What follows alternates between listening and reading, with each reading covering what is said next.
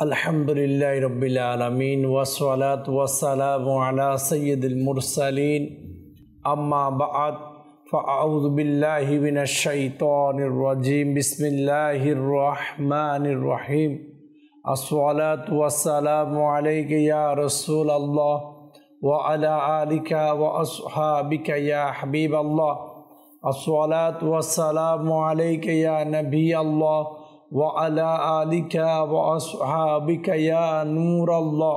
প্রিয় ইসলামী ভাইরা, মাদানী চ্যানেলের দর্শকবৃন্দ, অনুষ্ঠান দেখার আমন্ত্রণ জানাচ্ছি।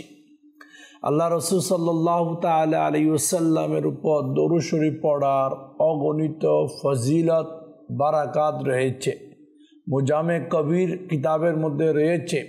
হায়াতুন নবী সাল্লাল্লাহু তাআলা আলাইহি ওয়াসাল্লাম ইরশাদ করেন এইভাবে, হাইসুমা কুনতুম ফাসাল্লু আলাইয়া ফাইন্না সলাতাকুম তাবলুগুনি, যার সহজ অনুবাদ এভাবে, তোমরা যেখানে থাকো না কেন আমার উপর দরুদ শরীফ পাঠ করো, কারণ তোমাদের দরুদ আমার নিকট পৌঁছে থাকে।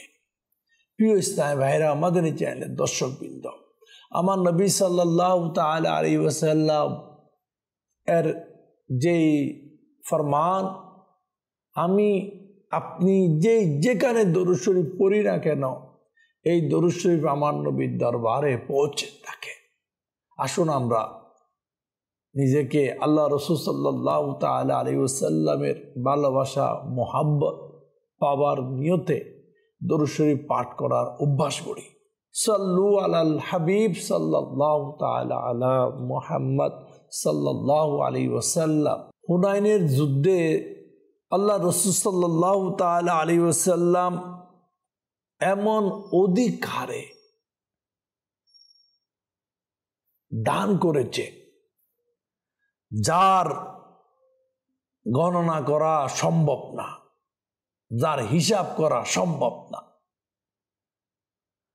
আল্লাহ রাসূল সাল্লাল্লাহু তাআলা আলাইহি ওয়াসাল্লাম আরবের একটা গ্রামের বসবাসকারী লোকজনকে 100 উট, একটা উটের দাম কত, আল্লাহর রাস্তায় মানুষকে দান করে দিয়েছে।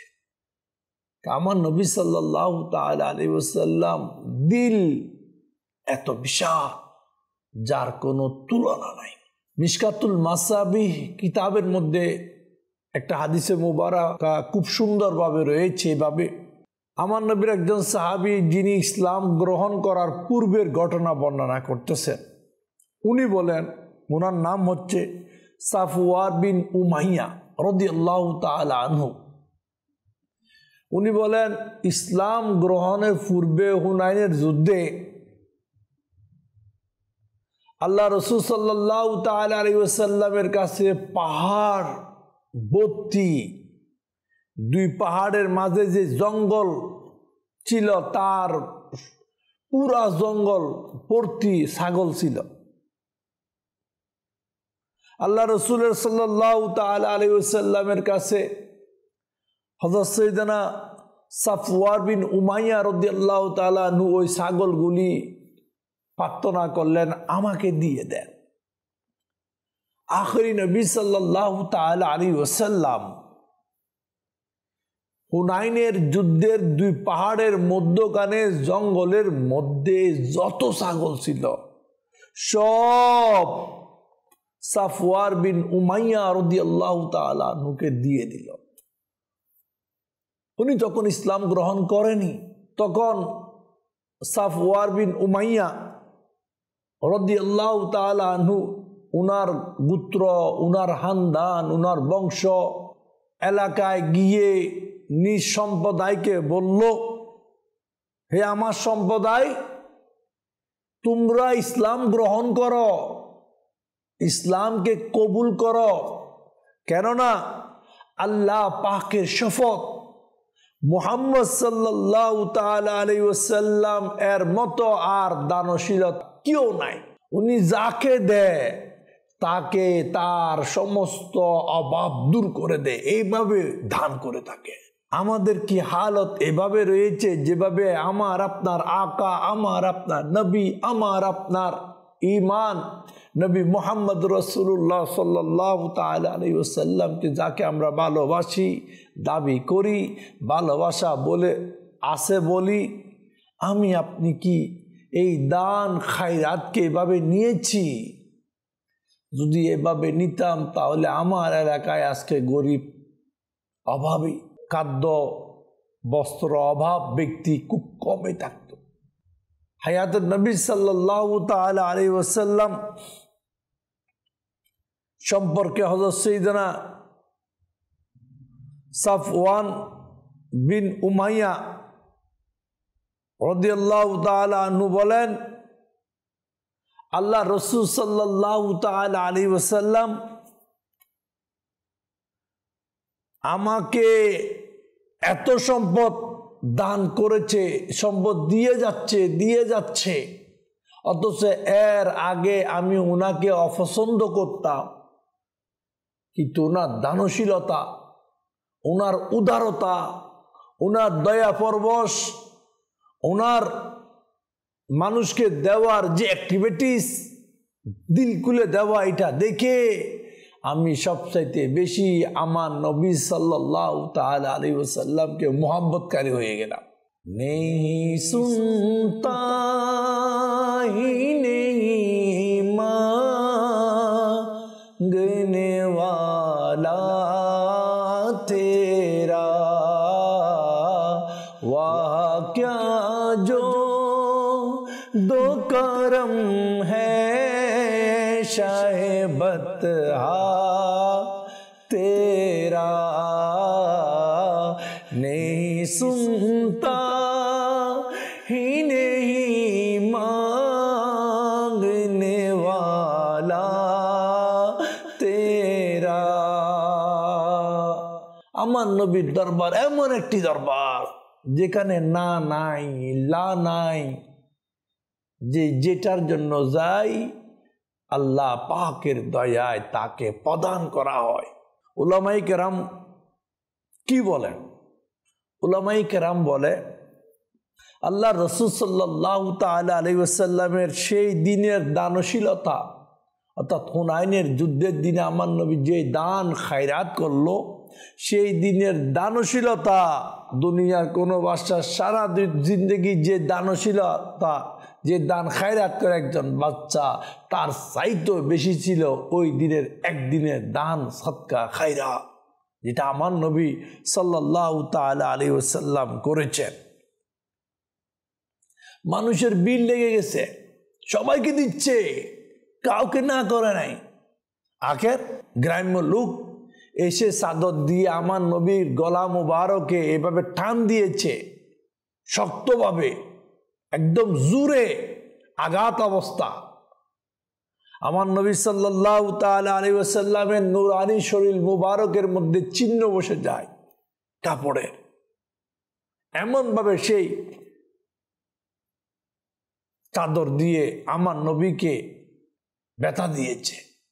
আমার নবী সাল্লাল্লাহু তাআলা আলাইহি ওয়াসাল্লামের কোমল হৃদয়, ক্ষমা মার্জনাওয়ালা জিন্দেগি দেখি আমার নবী বললে, এই লোকেরা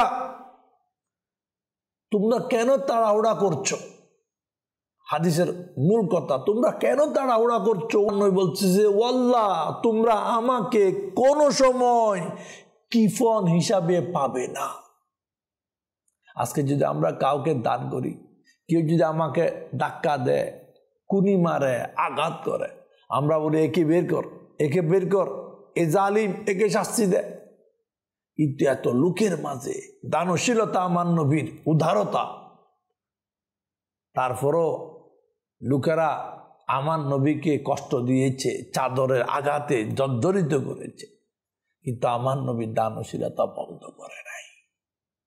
এখানে আমাদের কিছু মেসেজ আছে, যে আমার সাথে ভালো বিহেভ করে আমরা তাকে প্রদান করি, যে জি হুজুর করে আমরা তাকে প্রদান করি, যে আমাকে গালি দেয় তার সাথে আমরা নাই, তারকে প্রদানও করি না। এটা কিন্তু আমার নবীর তরিকা না। আমার নবীর তরিকা হচ্ছে, যে তোমাকে কষ্ট দেয় তাকেও প্রদান করো, যে তোমাকে মহব্বত করে তাকেও প্রদান করো, যে তোমাকে আঘাত করে তাকেও প্রদান করো, সবার সাথে। তো প্রিয় ইসলামের ভাইরা, আমরা যাচ্ছি কই? আমরা তো আদান প্রদানের মধ্যে আছি, যে আমাকে লাইক দেয় আমি তাকে প্রদান করি। কিন্তু আমার নবী সাল্লাল্লাহু তাআলা আলাইহি ওয়াসাল্লাম দুইজন মানুষকে এমন দান করেছে, যারা আমার নবীকে গালি দিত, খারাপ বলতো, আঘাত করেছে, হ্যাঁ, আমার নবী তাদের জন্য ভান্ডার খুলে দিয়েছে। সবচাইতে বেশি তাদের প্রিয় আমার নবী হয়ে গিয়েছে। জন্য প্রিয় ইসলাম ভাইরা, আমরা যে যেখানে থাকি, যে যে হালতে থাকি, সর্বদা কাউকে বঞ্চিত না করি। কেউ আমাকে গালি দিলে মাফ করে দিই, আঘাত করেছে ক্ষমা করে দিই। আমার যদি সামর্থ্য থাকে তাকে সহযোগিতা করি, সামর্থ্য নাই দোয়া তো করি, কথা দিয়ে ভালো পরামর্শ দিই। কিন্তু আফসোসের বিষয়, আমরা যাকে লাইক করি না তাকে ভালো পরামর্শ দিই না, যাকে লাইক করি না তাকে দানও করি না, যাকে পছন্দ করি না তার জন্য দুয়াও করি না। কিন্তু আমার নবী সাল্লাল্লাহু তাআলা আলাইহি ওয়াসাল্লামের জিন্দেগি মুবারক সম্পূর্ণ নিরালা। কারণ উসওয়াতুন হাসানা, আমার নবীর যে জিন্দেগি, সেটা যদি আমি আপনি ফলো করি, নকল করি, অনুসরণ করি, ইনশাআল্লাহ জিন্দেগি আমার আপনার সুন্দর হয়ে যাবে। হযরত সাইয়েদনা সাহল বিন সাদ রাদিয়াল্লাহু তাআলা আনহু বর্ণনা করেন, একজন মহিলা আমার নবীর দরবারে এসে একটা চাদর উপহার দিলেন, গিফট করলেন আমার নবীকে। বলল, ইয়া রাসূলুল্লাহ সাল্লাল্লাহু তাআলা আলাইহি ওয়াসাল্লাম, এই চাদরটি আমি নিজের হাতে তৈরি করেছি আপনার জন্য, আপনার পরিধানের জন্য। আমার নবী সাল্লাল্লাহু তাআলা আলাইহি ওয়াসাল্লাম ওই চাদর নিলেন, পরিধানও করলেন। লোকদের মাঝে আলোচনার মধ্যে ব্যস্ত। এক সাহাবী রাদিয়াল্লাহু তাআলা আনহু আরজ করলো, ইয়া রাসূলুল্লাহ সাল্লাল্লাহু তাআলা আলাইহি ওয়াসাল্লাম, কতই না সুন্দর এই চাদর, আমাকে দিয়ে দিন। অথচ ওই সময় আমার নবী সাল্লাল্লাহু তাআলা আলাইহি ওয়াসাল্লামের কাছে চাদরের প্রয়োজন ছিল। অন্যান্য সাহাবায়ে কেরাম আলাইহিম রিদওয়ানুল্লাহ বলল, এটা তুমি কি করেছ?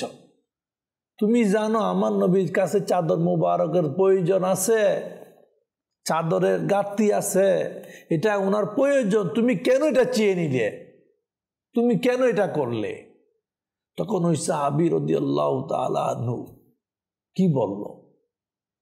কিছুক্ষণ পর আমার নবী তো ঘরে গিয়ে ওই চাদরটা খুলে বাস করে যে চেয়েছিল চাদর, ওই সাহাবীকে দিয়ে দিল। ওই সাহাবী কি বলল? বলল, এই চাদর আমি পরিধানের জন্য নিই নাই, এটা আমি এই জন্য নিয়েছি, এই চাদর আমার নবীর শরীর মুবারকে লেগেছে, নূরানি শরীরের ছোঁয়া পেয়েছে, এই চাদর আমি কবরে আমার কফন হিসাবে নিয়ে যেতে চাই। এই চাদর যেন আমার কফন হয়, এই জন্য আমি নিয়েছি। কিতাবের মধ্যে আছে, হযরত সাইয়েদনা সাহাল বিন সাদ রাদিয়াল্লাহু তাআলা আনহু বলেন, সত্যি সত্যি এই সাহাবী যখন মারা গিয়েছে, তখন এই চাদর দিয়ে আমার নূরানি নবীর নূরানি শরীর মুবারকের সাথে যে চাদর লেগেছে, ওটা দিয়ে ওই সাহাবীকে কফন দেওয়া হয়েছে। দেখেন প্রিয় ইসলাম ভাইরা, নিজের প্রয়োজন থাকার পরও উম্মত চেয়েছে, দিয়ে দিয়েছে, নিজের জন্য রাখে নাই।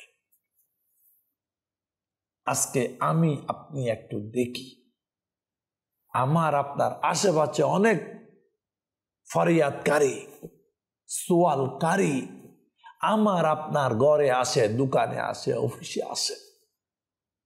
ঘন্টায় ঘন্টায় আমরা কি বসিয়ে রাখি? অফিসের বাইরে বসিয়ে রাখি, ঘরের বাইরে বসিয়ে রাখি, হয়তো ফাত্তা দিই না। এই গরিব, এই মিসকিন,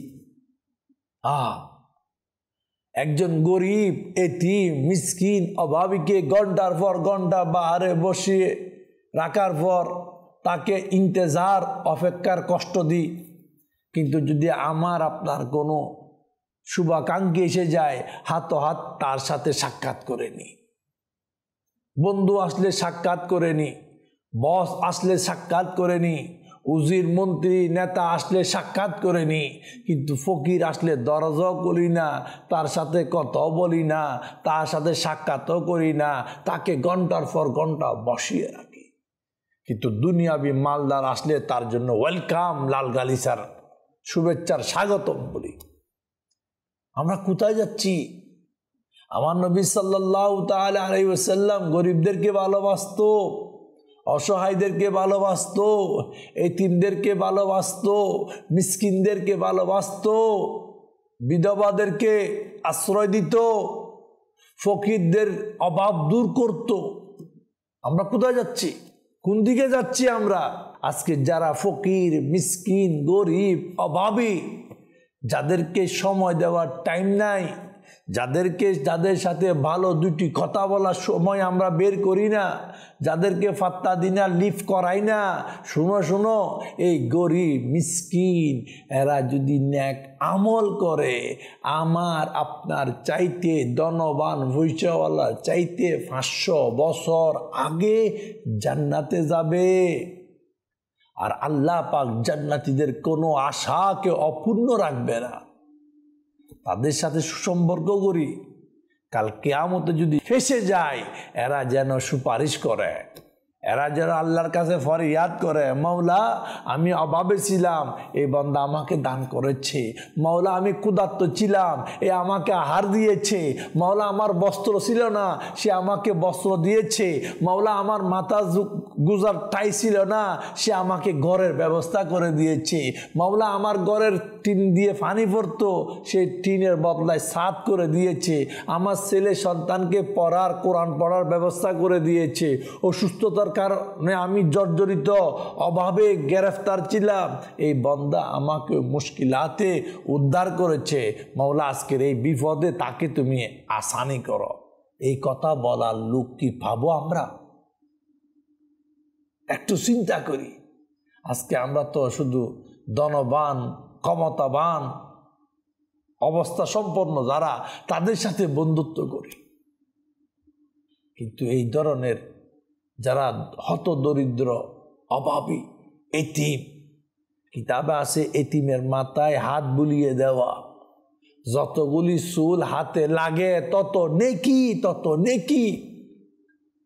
কিতাবে আছে যে ঘরে এতিম মিসকিনকে সম্মান দেয়, যে ঘরে এতিম মিসকিনকে না করে না, যে ঘর এতিম মিসকিনকে মেহমানদারি করে, যে ঘর এতিম মিসকিনদেরকে টেক কেয়ার করে, তাদেরকে গুরুত্ব দেয়, আল্লাহ কাছে ওই ঘর বেশি পছন্দ। আমরা কোথায় যাচ্ছি মাদানী চ্যানেলের দর্শকবৃন্দ? আজকে আমরা গরিবদের সাথে বন্ধুত্ব করতে চাই না, এটা কোন ধরনের বিহেভ? অথচ আমার নবী সাল্লাল্লাহু তাআলা আলাইহি ওয়াসাল্লাম যদি হুকুম করত, উহুদ পাহাড় স্বর্ণ হয়ে আমার নবীর সাথে চলতো, আর ওই নবী এখতিয়ার গরিবী জিন্দেগি গ্রহণ করেছে, এত ক্ষমতা, যেটা বলে সেটা হয়ে যায়। ওই নবী গরিবী জিন্দেগিকে পছন্দ করেছে, আর গরিব থাকাকে পছন্দ করেছে, গরিবদেরকে পছন্দ করেছে। আমি আপনি যে এখানে আছি সবাই নিজের জাত তৌফিক সামর্থ্য আছে, সবাইকে লাইক করি, ভালোবাসা দিই, যতটুকু সাধ্য আছে এগিয়ে যান। এটাই হাকিকতের জিন্দেগি। কারণ কিতাবে রয়েছে আমি যেগুলা দান খায়রাত করব, এগুলা কবরে পাবো, কাল কিয়ামতে পাবো, মিজানের পাল্লাই পাবো, প্রতিটি বিপদের সময় পাবো। আর যেটা রেখে যাব, ধন দৌলত, জাগা জমি, জমিদারি, দুনিয়াতে রয়ে যাবে। আমি মরার দেরি, বন্টন হতে দেরি হবে না। আমি তো এমনও দেখেছি জাগা জমিন যতক্ষণ বন্টন হয় নাই,